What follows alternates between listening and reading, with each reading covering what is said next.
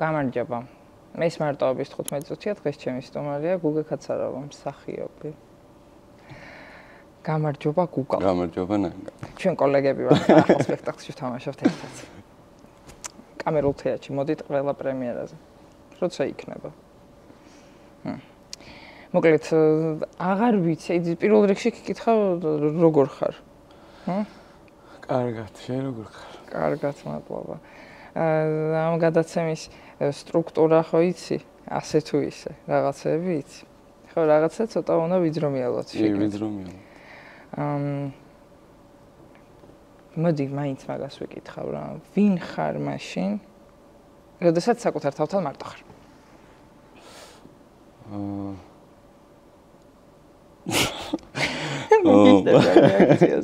ეს კითხვას იტყვი და მე მოეშორე და მე ელოდე. ვინ ვარ და შვილი ვარ. ძმა ვარ. მეგობარი ვარ. მსახიობი ვარ. მაშინაც კი როცა მარტო ხარ?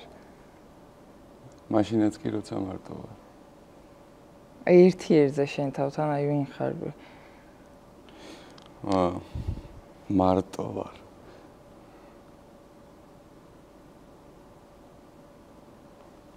მე ვარ რა.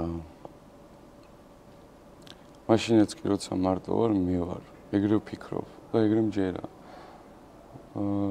და ეგრე შემიმჩნევია. არ მახსენდება ხე შემთხვევა, რომ მარტო დარჩენისას მე ფიქროს რომ განსხვავებული ვარ, ვიდრე აქამდე ვიყავი, ან სხვებთან, ან სადმე. ალბათ ცდილობაა რომ ვიყო მე, თუ რავი, არ ვიცი, ვინ ვარ. იყვარს მარტო ყოფნა? მსახიობი ვარ. მაგას გძნობ ხოლმე, მარტოც როცა ვარ. არ ვიცი, ეხლა შეიძლება ძალიან იმაში ჩამეთვალოს, მაგრამ მე მაინც ვფიქრობ, რომ მსახიობი ვარ. სხვა სიტუაციებში წარმოიდგენ ხოლმე თავს თუ აი რატო? არა.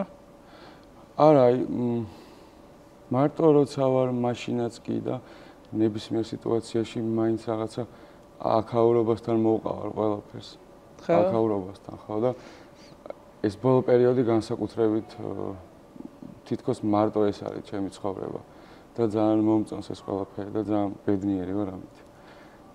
ჯერჯერობით არ შევცვლიდი არაფერს. და გიყვარს შენ თავთან მარტო ყოფნა? კი, ძალიან.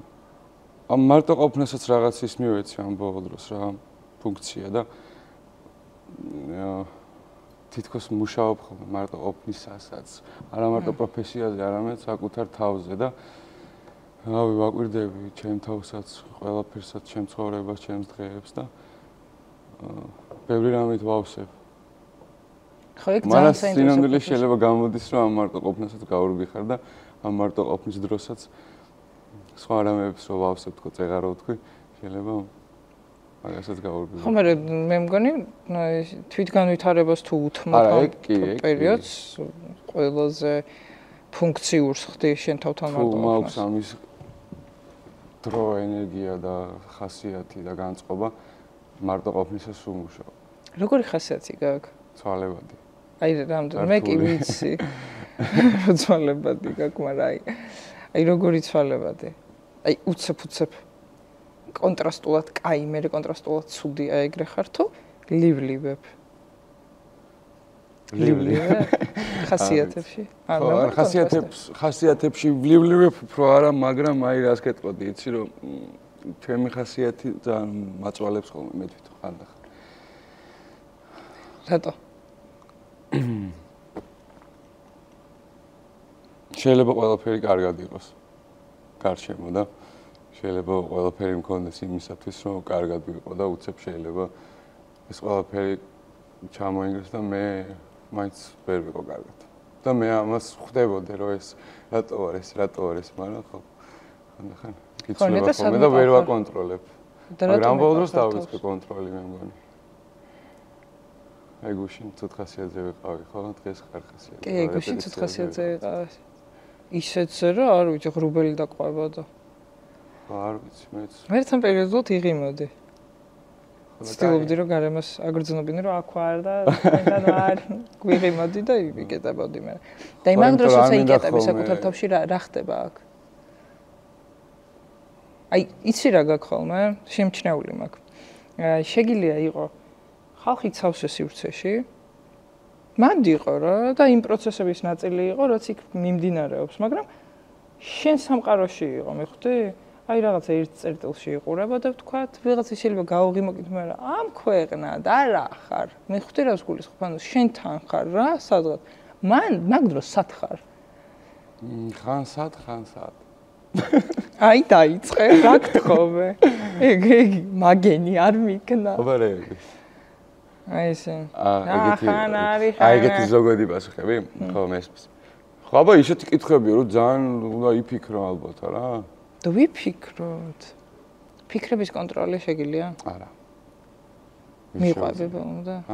აუ რა ვიცი, ხა მე ძალიან ბევრს შრომობ რომ შევჭრა. ფიქრების კონტროლი არ შემიძლია, მაგრამ ამ ფიქრმა რა შეიძლება გამოიწვიოს უკვე მაგას რაღაცნაირად წინათ გრძნობა მაქვს მე ამ ბოლო დროს.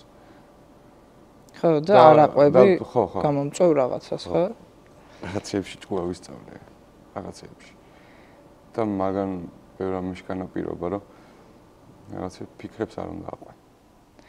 და რაღაცა ალბათ გქონია ცხოვრებაში რთული მომენტები. რთულად დასაძლევი. მაგრამ აგერ აქ ხარ. როგორ უმკლავდები? აქაც მივდივარ ცოტა ისე შეიძლება ჟღერდეს მაგრამ აქაც მივდივარ რაღაც აი აქაურობის სიყვარულთან რა და აქაურობის სურვილთან და ანუ აქაურობაზე იმდენად ფანატიკურად შეიძლება ვიღაცისთვის რავი ფანატიკურად მაგრამ მე ჩემ შემთხვევაში ეს ფანატიზმი რავი ჩვეულებრივად მიმაჩნია და ალბათ აი სურვილმა რომ აქ ვიყო აი გამყოფებს კარგად იყო პერიოდი როდესაც მე კი მქონდა ეს ყველაფერი მაგრამ სათანადოდ ვერ ვაფასებდი და რაღაცები შევწირე ჩემი თავიც ესეც აქაურობა თეატრი ოჯახის წევრები ყველაფერზე რაღაცნაირად ესე გავწიე და ეგოისტურად მოვიქეცი და რაღაცა პერიოდი გავატარე არასიფხიზლეში 3 წელი ცხოვრობდი ეგრე მე იმ შედეგამდე მივედი რომ ხო რა ნუ რაღაცა ადგილებში მოვხდი ეს იყო ერთი ადგილი ფსიქიატრიული ერთი ადგილი სარეაბილიტაციო რეჰაბი სადაც გავატარე ბოლოს იქ სარეაბილიტაციაში 2 კვირა და ერთ ისტორიას მოგიხსნა აქაურობას ეხება მოკლედ მე შეთანხმებული ვიყავი რომ 2 კვირა უნდა გავჩერებულიყავი ჩემ ოჯახის წევრებთან მაგრამ ჩემი ოჯახის წევრები მატყუებდნენ თურმე და 2 კვირა რომ გავიდა მეც მორჩილად ნუ აქ სპექტაკლები იყო მაგრამ ისეთი რაღაცეები ვაკეთე წინა დღეებში რომ ყველა არის თანახმა რომ მე ვიყო გამოკეტილი და მე ჩემთვის კარგია იქ ყოფნა და მე მჭირდება დახმარება და ნუ ეს ბუნებრივია და ყველას ვეთანხმები მაგაში რომ ეგრე ფიქრობ მაგრამ მე ნახე რა მქონდა აქაურობა ხო დაუშვათ კაი მოხდი იმ ადგილას და ვეუბნები რომ სპექტაკლები მაქვს მე აქ ვერ გავჩერდები ისინი ფიქრობენ რომ უნდა იყო აქ იმიტომ რომ შენთვის ეგ არის საჭირო და ალბათ ადამიანისთვის პირველ რიგში ჯანმრთელობაა საჭირო იყო რაღაცა მცდელობები არ მინდა ხა თქვა მაგრამ რაღაცები დავშავე ჩემ თავს რაღაცები მქენი რამაც გაგიჟა ყველა ჩემს ირგვლივ ვისაც უყარ ვარ ხო ნერვიულობდნენ და მესმოდა იმ მომენტში არა ეხა მესმის იმ მომენტში არავის მესმოდა ხო და ეგეთი სიტუაცია იყო რომ დავრეკე სახში დედა ჩემთან და მომენტში რომ ამოდით მეთქი ეხა წამიყვანეთ სპექტაკლები მაქვს საქმეს დავკარგავ მეთქი ანუ ხალხო რა გჭირთ მეთქი ეხა აქ ვერ გავჩერდები და ისინი მეუბნებოდნენ 1 წელი აქ უნდა იყო 6 თვე აქ უნდა იყო ნუ ალბათ კურსისთვის საჭიროა რომ ეგ მომختارიყო და იმ მომენტში ვისი გჯერა და ვის დაეთანხმები, რომ ერთ წელი გაჩერდები სადმე, ხო? მით უმეტეს ჩემი რაღაცა ემოციური ადამიანი შეიძლება ვარ, მაგრამ ანუ ვერ ჩერდები რა ის ერთ ადგილას რა. და მიჭირდა და ეს ორი კვირა ძლივს რომ გავიდა დავრეკი, ამოვიდნენ და მე გაფსიხებული და აგიჟებული ველაპარაკები ჩემს წამიყვანეთ მეთქი აღარ გავჩერდები აქ და ვეუბნები რომ მეთქი ანუ რაც რეალურად იმამით სიმართლე იყო, იმიტომ რომ დღემდე ეგრეა. ვეუბნებოდი რომ მეთქი დამიჯერეთ მეთქი. ეხა ამ ყველაფრის მე ბევრი რამე ვიგრძენ და ბევრი რამ ვნახე მეთქი და ბევრი რამ გადავაფასე მეთქი და დამიჯერეთ მეთქი, აღარ მიღირს მეთქი საერთოდ არაფერი მეთქი ამ ყველაფრად მეთქი და მენდეთ მეთქი ამ ერთხელ მეთქი. ნუ ეს მენდეთ ბევრჯერ იყო ნათქვამი და რა თქმა უნდა არ მენდნენ და წავიდნენ იქიდან. და ეს კადრი მახსოვს, დედა ჩემი გამოდის იქ. სახლი იყო დიდი ორსართულიანი და ბიჭები ცხოვრობდნენ, გოგოებიც იყვნენ. და გამოდის და მე გაბრაზებული უყურებ ამათ და დედა ჩემი და მამა ჩემი გადიან.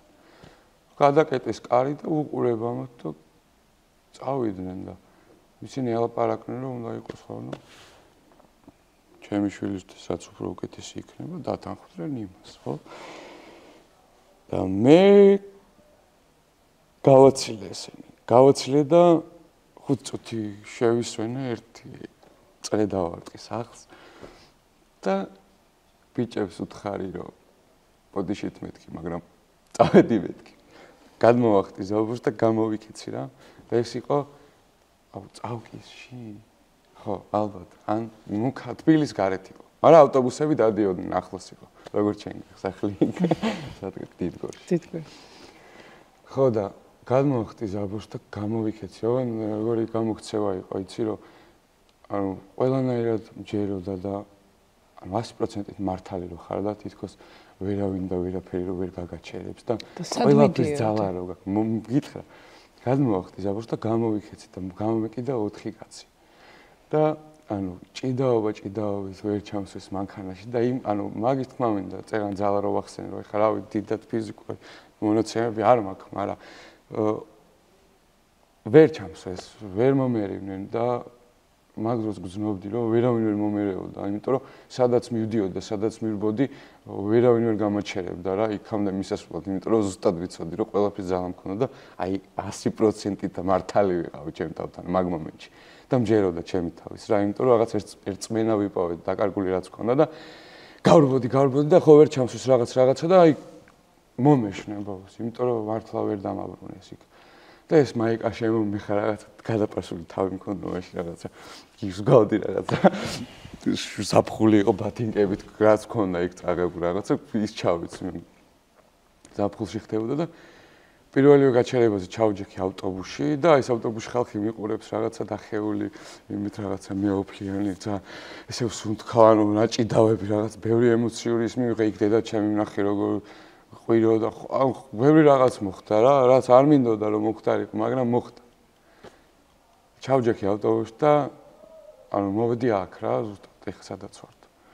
და ავედი ბატონ ავტოსთან კაბინეტში და მეთქი უკვე მეორედან მესამედი იყო ეგეთი შემთხვევა, რომ ერე მივქარე რაღაც. მაგის მე აღარ ყოფილა. რომ მეთქი მენდეთა ერთხელ მეთქი რა. უბრალოდ მეთქი რა იგჭირდება მეთქი და გავაგრძელოთ ყველაფერი როგორც იყო მეთქი. და დამთანხმდა, ისიც მადლობელი ვარ, მის ძალიან.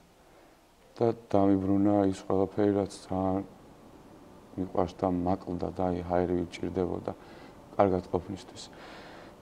და მე სახში დავრეკე რომ მეთქი ეს და ესე რაღაცა ველაპარაკე ჩემებს, რა თქმა უნდა, ნერვიულობდნენ, არ ჯეროდა ჩემი მე თანახმა ვიყავი ყველაფერზე, თუნდაც მე ამპულა თუ კოდი გამეკეთებინა, აღარ დამელია. ნებისმიერ რაღაცაზე წამსვლელი ვიყავი, უბრალოდ ჩემი რაღაცები არ შეზღუდულიყო და დაეჯერებინათ ის რასაც მივხვდი. და რას მივხვდი მკითხე? რას მივხვდი? მივხვდი რომ თეატრია ჩემი ცხოვრება და ძალიან ბედნიერი ვარ აქ რა. და ისე მივხვდი, რომ მთელი ცხოვრება გონია, რომ ეგრე იქნება. ჯერა მაგის. ვიცი.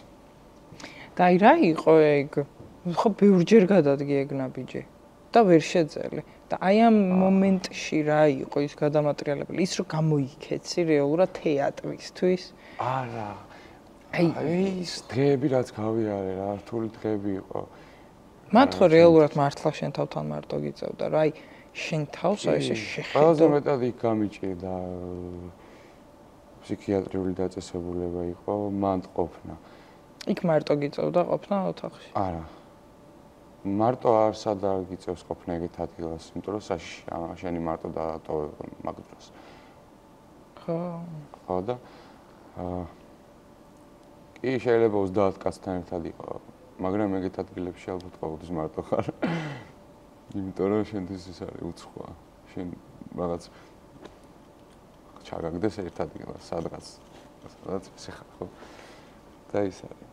და რა იყო, არ ვიცი, მაგის პასუხი ალბათ რა ვიცი, დავიწყებული მქონდა ალბათ მერთიც.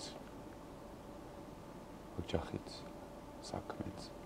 და რო გავაანალიზე ყველაფერი, ჩემი მწამსი, ჩემი ღირსებები, ჩემი ადამიანური თვისებები, რაც შეიძლება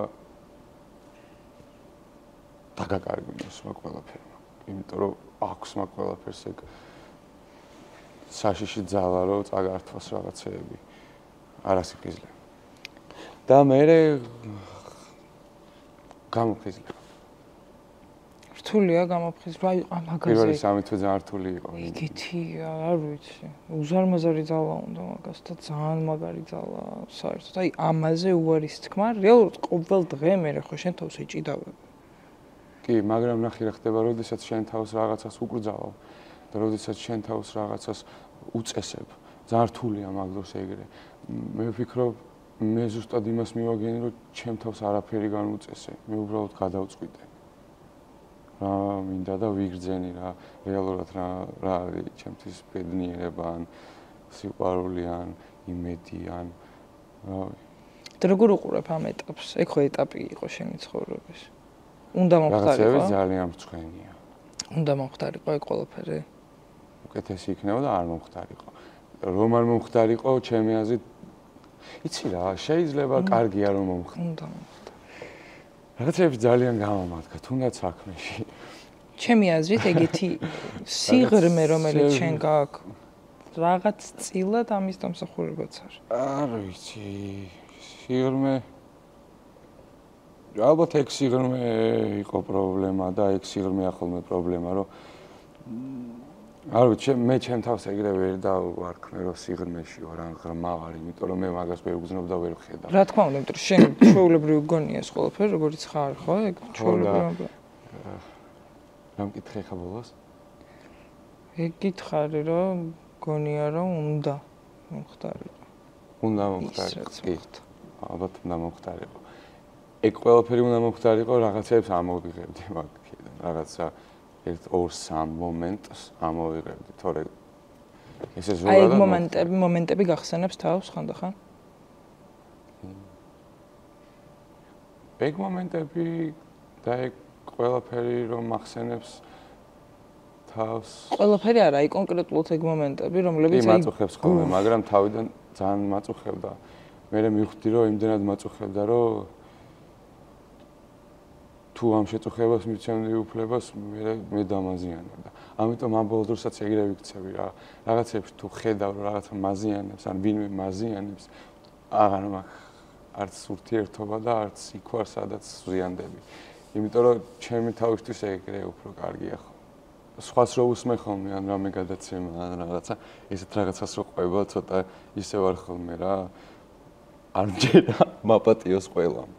რიში არ მაგრამ ნავი ესეთ ადგილებში რაღაც ის გამოყენება, რაღაც ის თქმა არ მიყვარს ხოლმე. უბრალოდ მე შენთან რავი მეგობრობ და მე შენთან ესეც მომიყოლია და ეხა კამერა როა ეს არაფერს ნიშნავს ჩემთვის და ვიღაცებს არასწორი ინფორმაცია აქვთ ხოლმე ხანდახან და მირჩევნია ჩემგან მოისმინო.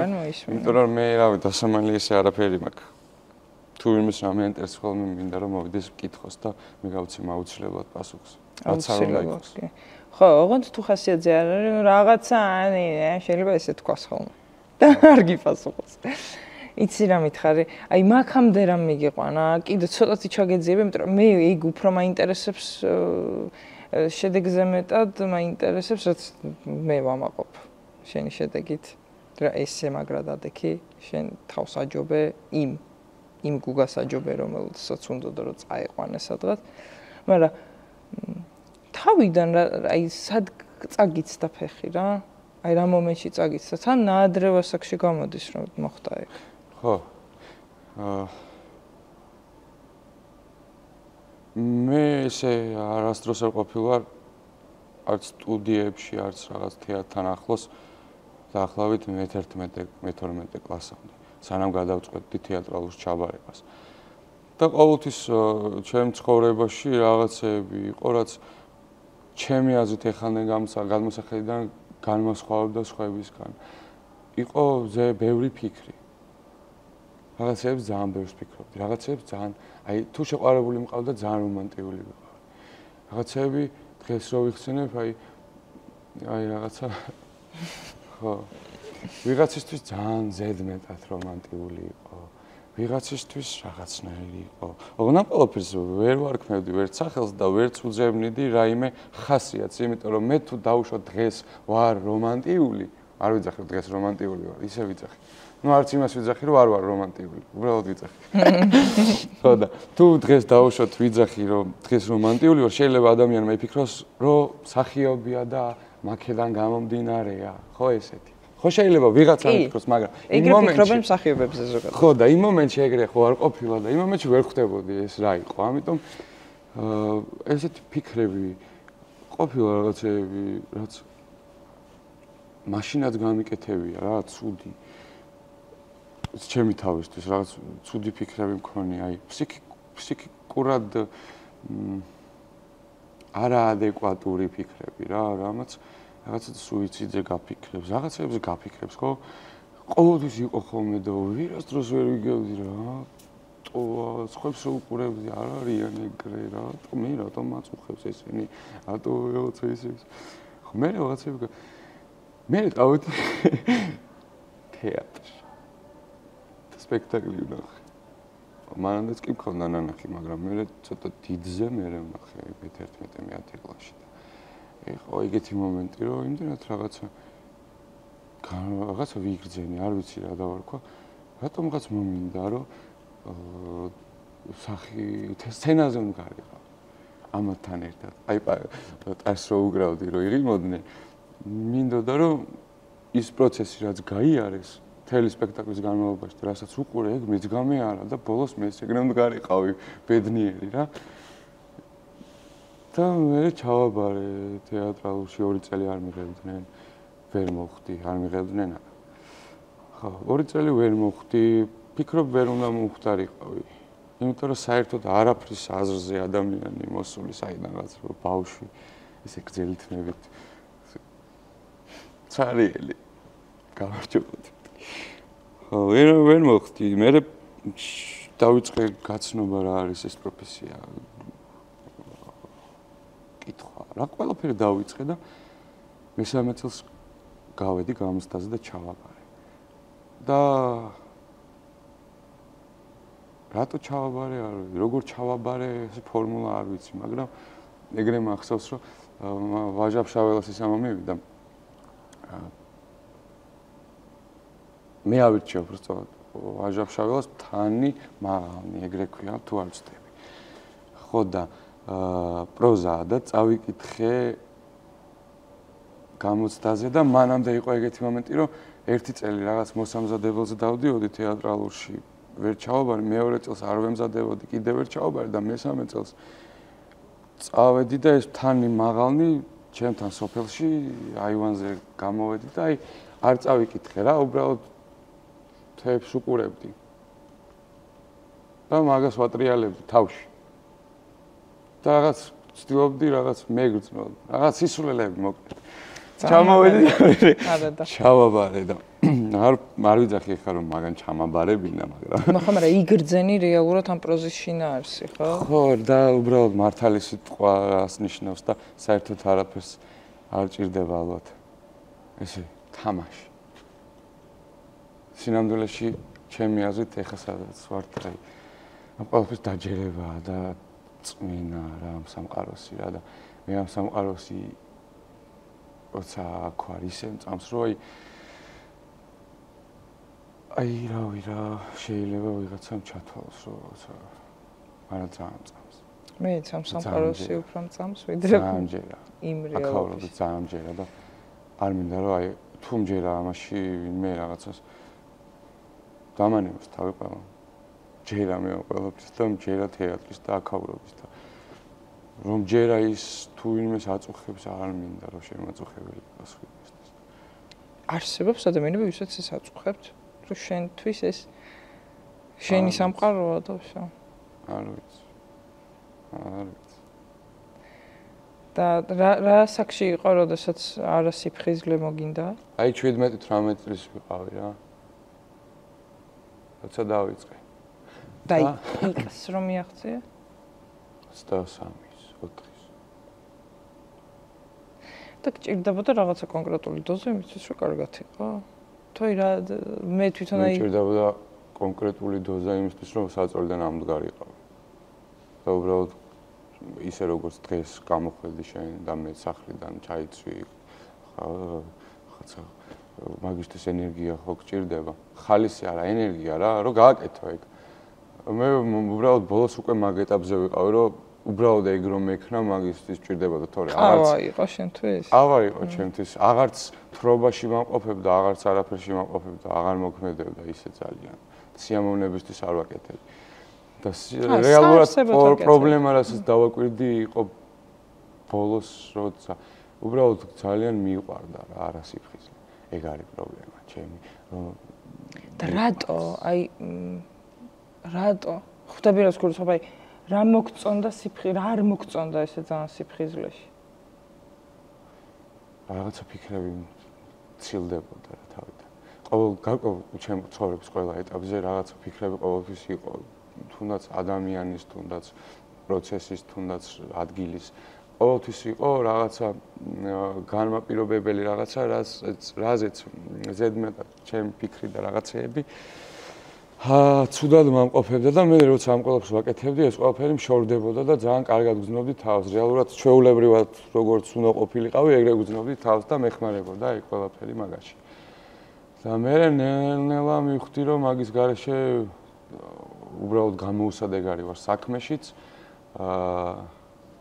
გამოუსადეგარი ვარ როგორც მეგობარიც, შეყვარებულიც ალბათ და ნებისმიერი რაღაცა სტატუსი. იმიტომ რომ თუ იმას არ შვებოდი, შეუძლებელი იყო ჩემთან ურთიერთობა ან კომუნიკაცია. ეხა როგორია ცხოვრება? სიფხიზლე რა? თან რამდენი ხანია ფხიზელი ხარ? მე 7 თვეა. წარმოიდგინე რა მაგარი.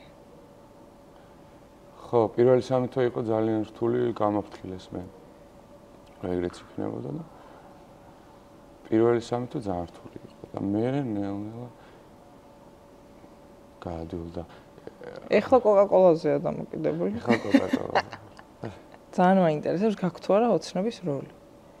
ოცნების როლი? კი. ოცნების როლი. საინტერესოდ სამუშაოდ ვთვლი ამ ეტაპზე ვიღაცისთვის შეიძლება ბანალური იყოს. ჰამლეტზე მუშაობს ამ ეტაპზე. ამ ასაკში.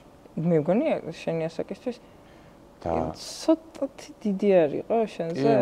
მაგრამ შენი შენი ცხოვრებისთვის იდეალურია. ფიქრობ რომ რაღაცეები მაქვს საკმარისად დაგროვებული. შენი მენტალური ასაკისთვის იდეალურია. ხო, არ ვემხრობი ზოგადად პერსონაჟების თამაშს, თუ 20 წლის ბიჭი თამაშობს 60 წლის კაცს, არ მომწონს ხოლმე ეგ ტყუილი ხოლმე სცენაზე, იმიტომ რომ ითამაშოს კაცს. ხო, ეხლა მე აი ერთ-ერთი საოცნებო როლია მეფელი. მაგრამ 26 წლის გოგომ შეიძლება ითამაშოს 18 წლის გოგო. ეგ არ არის პრობლემა. კი, ეგ არ არის პრობლემა. ხალები ხო. ერთ-ერთი საოცნებო როლი არის კიდე მეფელი, რომელიც მინდა ვითამაშო როცა ვიქნები ამისთვის მსაად და შესაბამის ასაკში. ზუსტად ვიცი რა ითამაშე. ძალიან ეგ უფრო მინდა ვიდრე ხანურის იმოსლე გითხრა, მაგრამ თან მეფელი რიჩემთვის არის კიდე ძალიან მნიშვნელოვანი, არ ვიცი შეიძლება ზურა ის არის გავლენა, მაგრამ ხმის ტემპს ჩემთვის ძალიან დიდი მნიშვნელობა აქვს. ზოგადად აი მეფე ყველანაირი მეფე პერსონაჟი თავის რაღაც ხმის ტემპრით უნდა იყოს რეალურად ლომივით, რაც შენ გაქვს. ეგ ისე და ეს კიდე ხმა კიდე რო ჩავა დაბოხდება. მოკლედ ისე ჩვენ სიტყვას რაღაცნაირი სიმძიმეა ყოველთვის, რასაც არ უნდა წარმოთქვამდე, მძიმედ, ოღონდ ცუდი გაგებით მძიმედ, ანუ ფასი არის შეთია რა. და ამიტომ ეგეთი როლები ჩემი აზრით ძალიან მოგიხდება. და სხვათა შორის აი საოცნებო როლზე არ ვიცი, მაგრამ აი ფილმი მაინტერესებს ძალიან. კინო. შეხო სერიალში ვიყავ. მოგეწონა, ანუ კამერის წინ. პირველი ჩემი გამოცდილება იყო ასე კამერასთან მუშაობის. მე ვფიქრობ, რომ საკმარისი გამოცდილება ვერ მივიღე. კიდე მჭირდება და მე ვფიქრობ, გამოცდილება ესე საკმარისი არასდროს არ იქნება აქ. მაგრამ ფილმზე მუშაობა მაინტერესებს, იმიტომ რომ იქ მე სერიალში ესე არ მქონია საშუალება. სერიალი მაინც მოძრავია რა, აი რაღაცნაირად დადის და სცენარი წერება და აი რთულია პერსონაჟი მუშაობა, იმიტომ რომ შეიძლება რაღაც შეგეცვალოს და მე შენ პერსონაჟი. ხო, აი ფილმზე მუშაობა მაგიტომ მაინტერესებს, რომ აი როგორც პიესაში ესე მიუყვები პერსონაჟს და მუშაობ მასზე, აი კინოს პერსონაჟზე მუშაობა მაინტერესებს, როგორი იქნება. და საერთოდ კინოში მონაწილეობა მაინტერესებს. წესით მუშაობა როგორი იქნება. და ვნახოთ. იქნება, იმედია, ამოიქოქება ძალიან რა საერთოდ ეს ამბავი. და იქნება საშუალება, რომ მართლა კამერის წინ ვიდგეთ მსახიობები და იყოს კასტინგები. და იყოს კასტინგები. ან იყოს ისეთი კასტინგები, რომ გავიგოთ. კასტინგები, რომლებზეც არაფერი ვიცით ხოლმე და არ ვიგებთ, რაღაცა კონკრეტულ იმაში არის ყოველთვის და მე ეს და იგივე კასტს აკავებენ რატომღაც. გავიგოთ ხოლმე რომ უნდა გავიგოთ. ნუ ამიყვანენ არ მაქვს პრობლემა. ჩემთვის კასტინგი არის რა, იცი, ის არის შემდეგი, ხო, აი, ვიდიხარ ხო კასტინგზე. არ მოეწონები, ნუ ეს პროფესია საერთოდ ხო ის არის ვიღაცას ახარს უნდა უნდა გამართლება ძალიან მნიშვნელოვანი. რაღაც პერიოდი, ოღონდ მე როცა უკვე შენ გააგევინებ ვინ ხარ, როგორი ხარ და რა ფასი გაქვს და რა ძალა გაქვს. მე რო უკვე ეგრე აღარ არის ხოლმე. მაგრამ საქართველოში კიდე იცი რა არის? ძალიან რთული და მნიშვნელოვანი რეალურად მასობრივად მაყურებელს რა პერსონაჟით გააცნობ თავს, იმიტომ რომ ვაი და გააცან ისეთი პერსონაჟით თავი, რომელიც всё დაიშტამპე და უკვე იმ პერსონაჟის სახელს გეძახიან ქუჩაში. მე რატომღაც ახალ შანსს სხვა რეჟისორები აღარ გაძლევენ, იმიტომ რომ ეს უკვე ის პერსონაჟია. აი ამას აკეთებენ.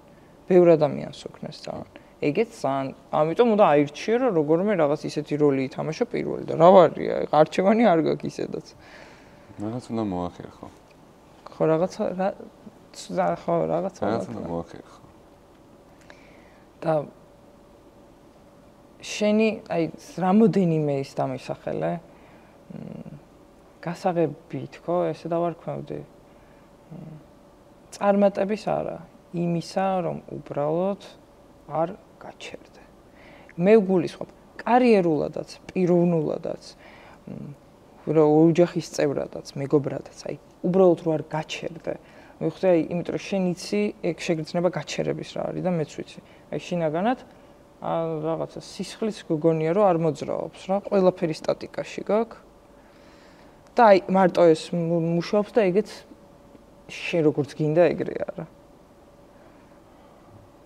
აი რა რეები გაქვს ნაპოვნი ისეთი რაც გაიძულებს ოღონდ კარგი გაგებით გაიძულებს რომ სულ ვიარო რა საშინელდოდ ხრუბელიც რო დამყვებოდეს მაინც ვიარო სიყვარული და სიამოვნება რასაც განვიცდი ამის კეთების დროს. და მე სხვა დანარჩენი. იმიტომ რომ მე ესე არასდროს მიფიქრია იმაზე თუ ვინმეზე უკეთესი ვიყო. მე არ მიფიქრია, მართლა გეუბნები რა არ გატყვი. დარწმუნებული. არ მიფიქრია იმაზე რომ ვიღაცას ვაჯობო და იმიტომ გავაკეთო. არ მიფიქრია იმაზე რომ დედა გავახარო, ჩემი მამა გავახარო, ბებია გავახარო, ბაბუა, მეგობარი ხო აი არ მიფიქრია მაგაზე თუ რამეს ვაკეთებ და გამიკეთებია და ისე ეგ არ ყოფილა ჩემი სტიმული არასდროს. ეგ უკვე მერე გაანალიზება იყო, იმიტომ რომ მე რო ბაბუა ჩემთან მივედი და მის საუბარში და მის თვალებში ის სიხარული დავინახე, როდესაც პირველად ნახა დავუშვათ ჩემი სერიალი ტელევიზორში. ისეთი გახარებული იყო, რომ მერე უკვე მივხვდი, რამხელა რაღაც შემიძლია ჯერ მარტო ჩემი ოჯახის წევრებისთვის ვაკეთო. ნუ ამას თან ერთად გამოდის, იმიტომ რომ ეგ ხო არ იქნება შენი სტიმული, ეგ დიდხანს ხო ვერ გაგაკაჩინებს. რაღაცა ან ნებისმიერ რაღაცა შეგრე არ არის, რომ დიდხანს ვერ გაგაკაჩინებს ის რაც არ არის ჭეშმარიტი რა და ჭეშმარიტი ამ შემთხვევაში ჩემთვის არის ის სიამოვნება, რასაც განვიცდი ამის კეთების დროს. და ის ადრენალინი, შიში, სუმეშინია ხოლმე, როცა რამეზე მუშაობ, თავიდან რომ ვაიმე არ გამომივა, ვაიმე ცუდი გამომივა და აი ბოლო მომენტამდე მგონია რომ რაღაცა. მე რაც გამოდის, არ ვინა. ხან როგორი. ხო და გასაღები და ის ალბათ იმართო მთელი გულით და მთელი არსებით სიყვარული ისაც ვაკეთებ რა. ეგ არის. ისე ახლა დამაინტერესა პერსონაჟის შექმნის როგორი ის გაქვს მეთოდი. Просто უღრმავ და ფიქრობ ამ ტიპზე როგორია, როგორ დადის, მე ეგრე მაქვს რა. აი ამას როგორ იტყო და აქ როგორ დაჭდებოდა. მაგას არ იტყვი რა. არ იტყვი? ხო, მე ვთქვი შემთხვევით მაშინ. ხო, ნუ ძალიან საერთოდ როგორც მეგობარს მე ხომ მე. მე კი, შენ კი. ისეთი არაფერი, მაგრამ მაინც ისეთი ინტიმურია ჩემთვის, რომ შეიძლება ვერც გითხრა, იმიტომ რომ ვერ დავალაგებ სიტყვებით. ხო, რაღაცა მაგია ხდება, მესმის. შეიძლება წეღა რომ მითხარი, რომ აი ჩაიკეტები ხოლმე და რაღაცა შეიძლება უცებ ესე გავიდე უცებ და უცებ მაღაზია ფიქრში ისე შევყვე ისე ფიქრობდი რაღაცას, რომ ეგრე შორიდან ჩანდეს, რომ მე რაღაცა მიჭირს. ისინი გააქვს შიშები რაღაცები. რაღაცები შიში. შიშები კი, შიშების მეტი რა კი მაქვს. ყველაზე მძაფრი. რომელიც ხანდახან არ გასვენებს.